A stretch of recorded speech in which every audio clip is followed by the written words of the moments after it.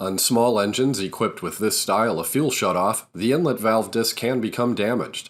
A damaged disc can cause low power, surging, and may cause the engine to stall under load.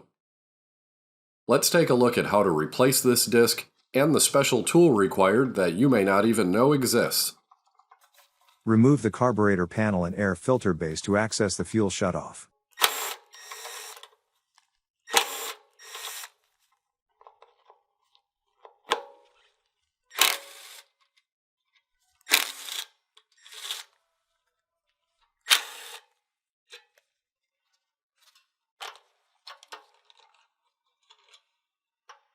Remove the choke lever. Drain the fuel tank or use a hose pinch pliers to prevent fuel leakage. These look like a standard Phillips or cross-point screw, but they are not.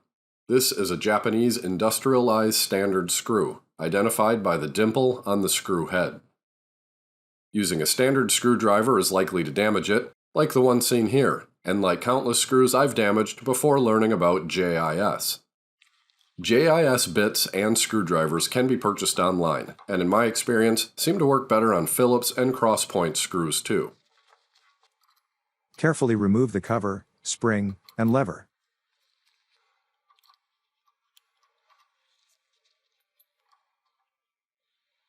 This inlet disc is visibly deformed, but is not torn. A replacement disc is included with the carburetor overhaul kit. Use the KOHLER parts lookup system to locate the correct kit for your engine.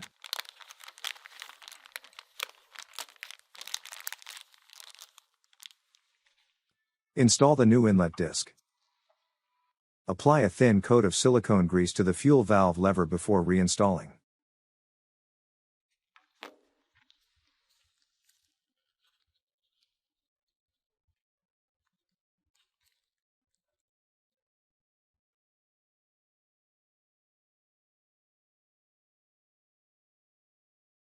Install the lever, spring, and cover.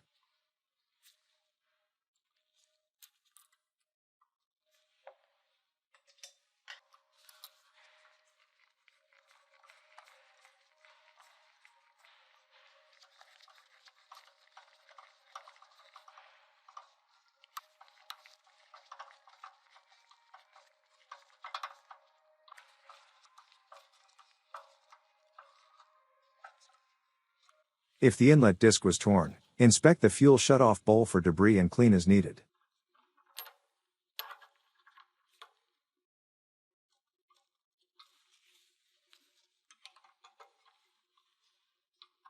Inspect and replace any gasket appearing damaged or torn. These gaskets are included in the carburetor overhaul kit.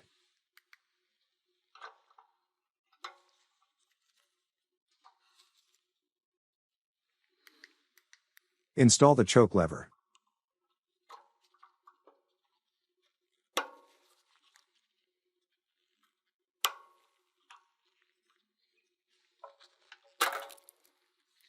Install the air filter base.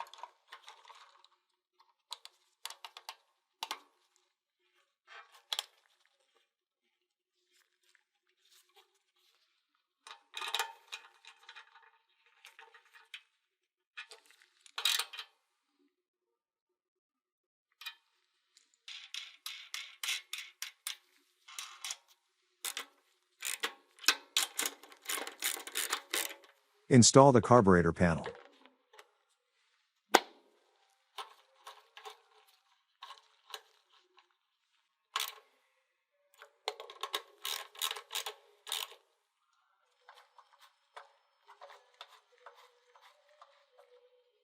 Install the air filter elements and cover.